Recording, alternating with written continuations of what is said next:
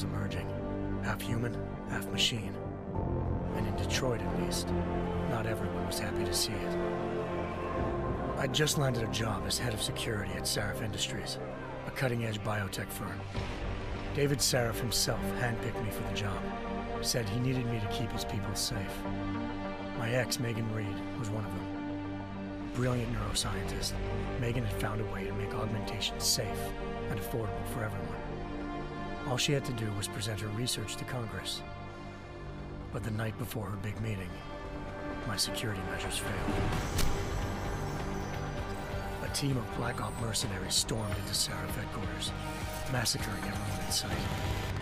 3 of the mercs were heavily augmented walking tanks. Their mission?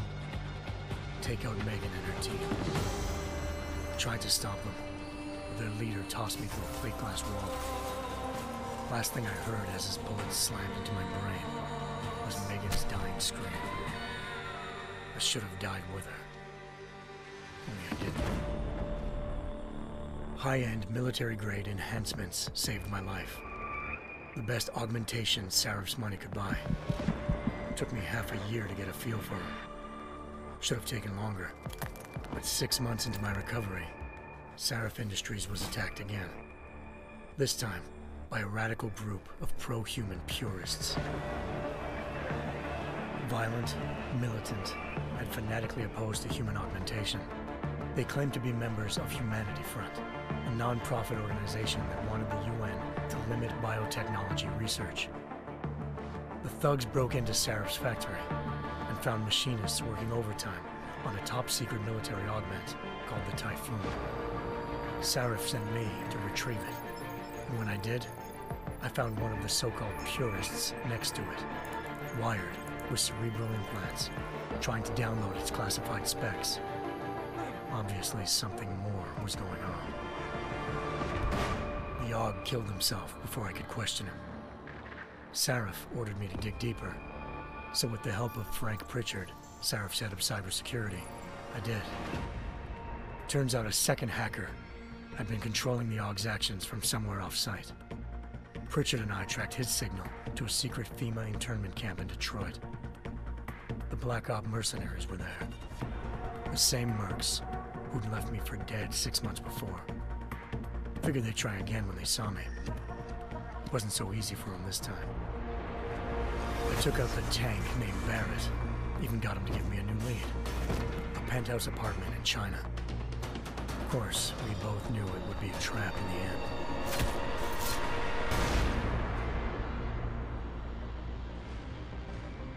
Hengsha Island, China.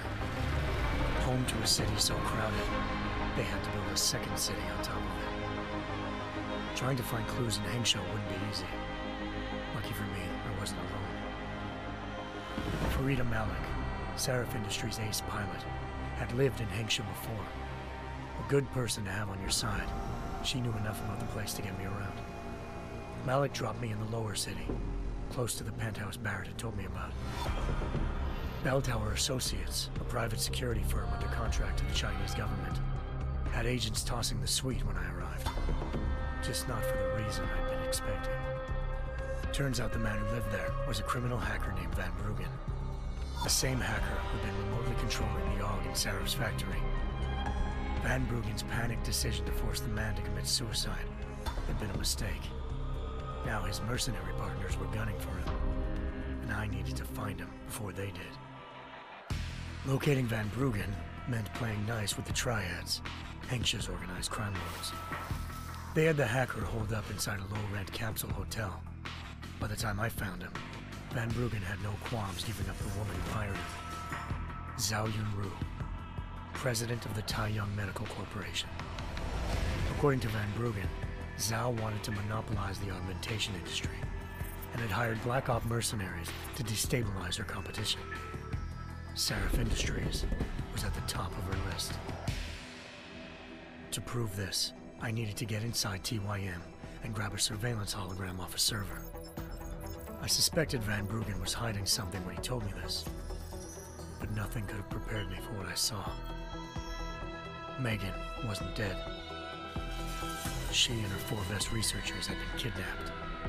spirited away somewhere while their kidnappers made it look like they were dead.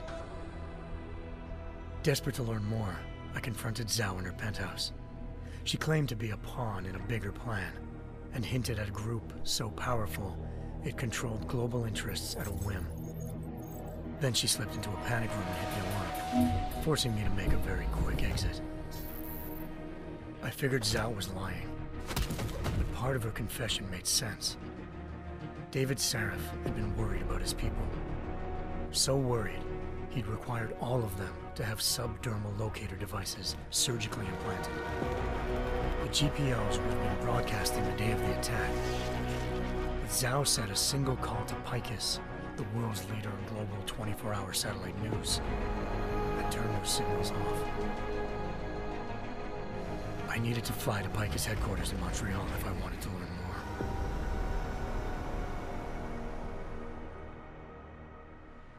Eliza Cassan, Picus Communications' First Lady of News. Malik thought I was reaching when I told her Eliza was involved in this. The world's most famous news anchor, working with a mercenary hit squad.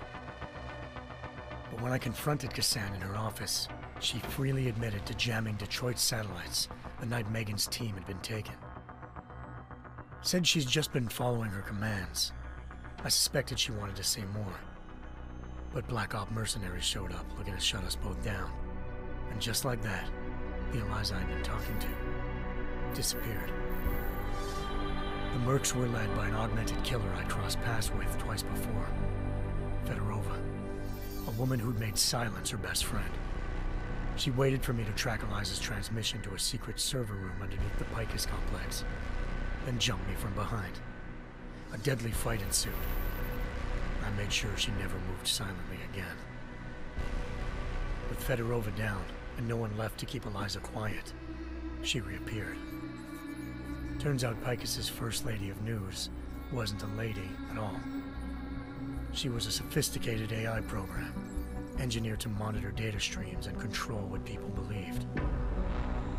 Eliza told me the mercs had brought in a Humanity Front doctor named Isaiah Sandoval to remove the scientist's implanted tracking devices while Detroit's satellites were down.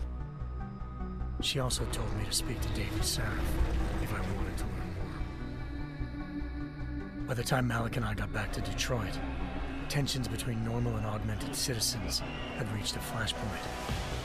Riots were breaking out in several cities, and the UN was being urged to intervene.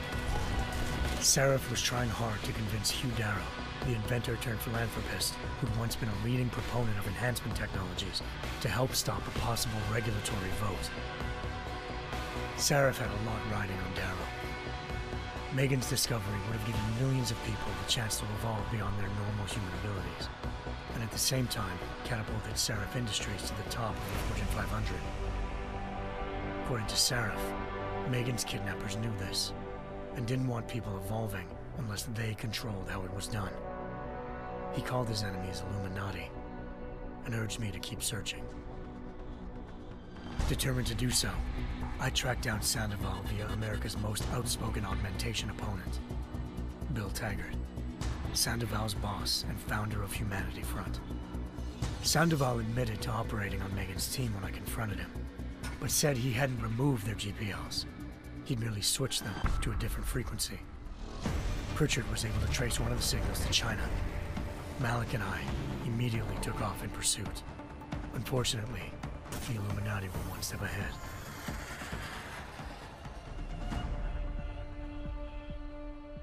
Ambushed.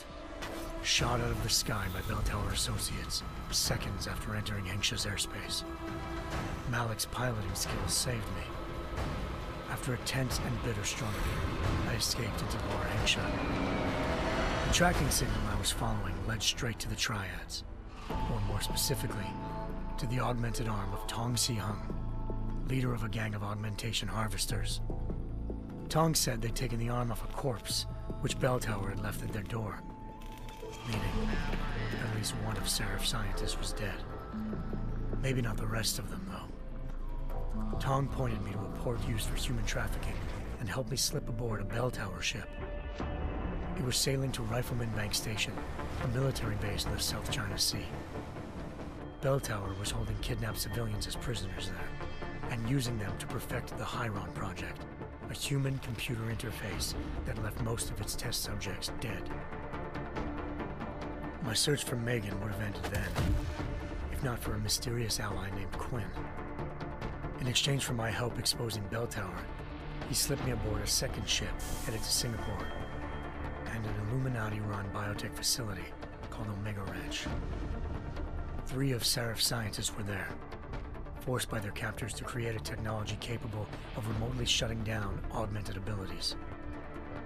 Thanks to an emergency recall notice issued by the World Health Organization, millions of people all over the world already had the biochip installed.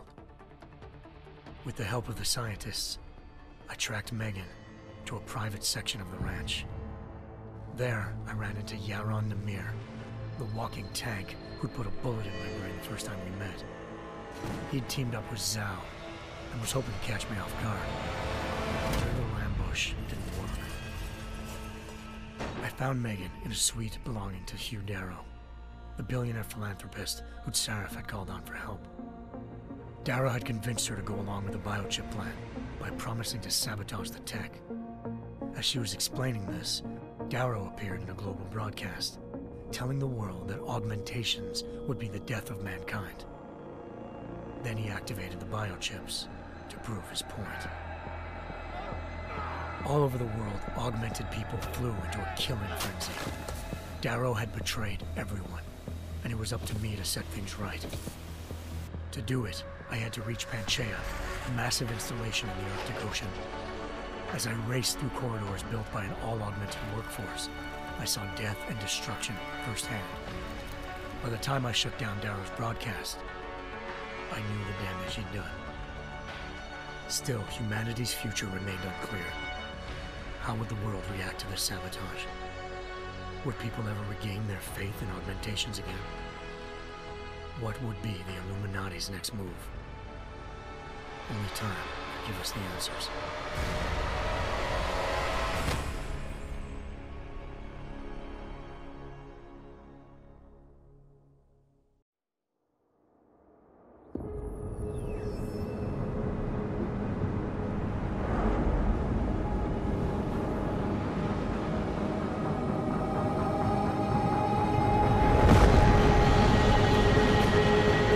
I once thought I could save the world. Now look at it.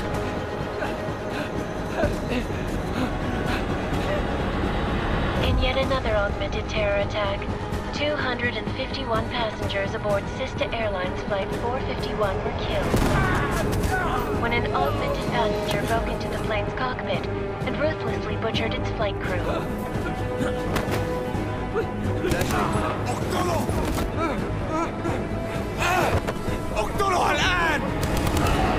Details recovered from the black box recorder suggest that the man may have been suffering flashbacks to the AUG incident. That horrible day 2 years ago when augmented people all over the world flew into a psychotic killing spree, causing the greatest loss of life in recent history.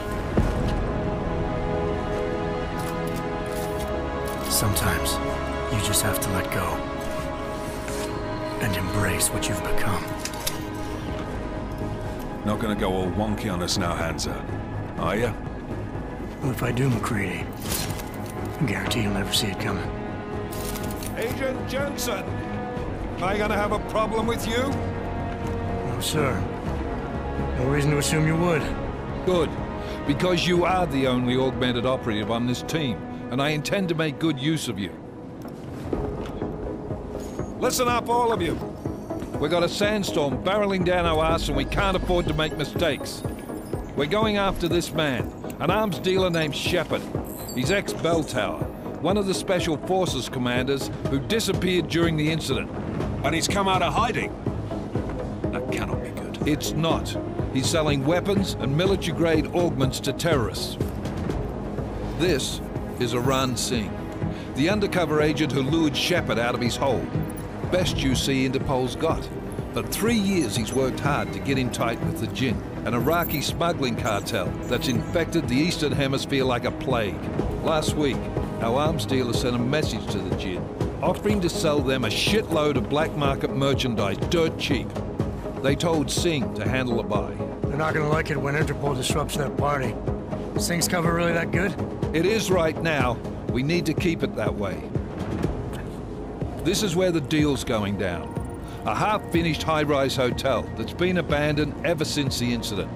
It's not a pretty picture inside. Let me guess. Most of the laborers were augmented with heavy-duty industrial rigs. So when the incident hit, and they all went schizo, things got gruesome real fast. And no one, except for some homeless junkies, have been inside the place ever since. So what's the plan, Director?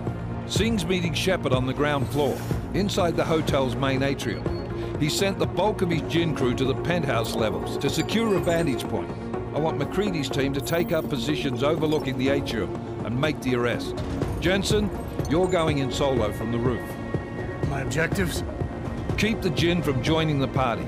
As far as we can tell, only one route connects the atrium to the penthouse level, a halfway decent elevator shaft. Here. I want you to block access to it. Fine. Just cut me loose. Do you plan on relying solely on your augments for this one? I'd recommend taking a little hardware, just to be sure.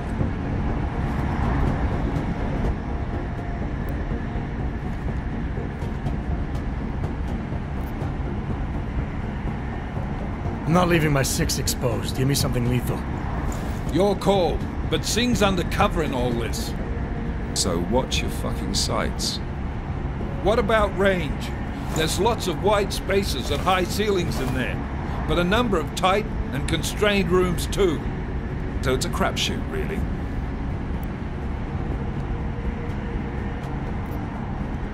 Well, I'm not looking to play dice with anyone in there. Give me something with distance. Your call. Less chance of being seen and compromising Singh that way. One last thing, Jensen. Singh said the Jinn are using some sort of portable Wi-Fi device to boost communications. He's got a better chance of maintaining cover if you disable it. We'll keep an eye out for it. But aren't we on the clock here? You said there's a sandstorm moving in. There is, and we got the intel on this mission at the very last minute. So we're scrambling a little. If it comes to it, your #1 priority is keeping the Jinn out of that atrium. Copy that. Time to put away your heavy thoughts, gentlemen. We're approaching the target building. You're up first, Jensen. Let's do this. Task Force Actual. This is Knife Leader. Engage Hush drives and descend to Angels 1-5.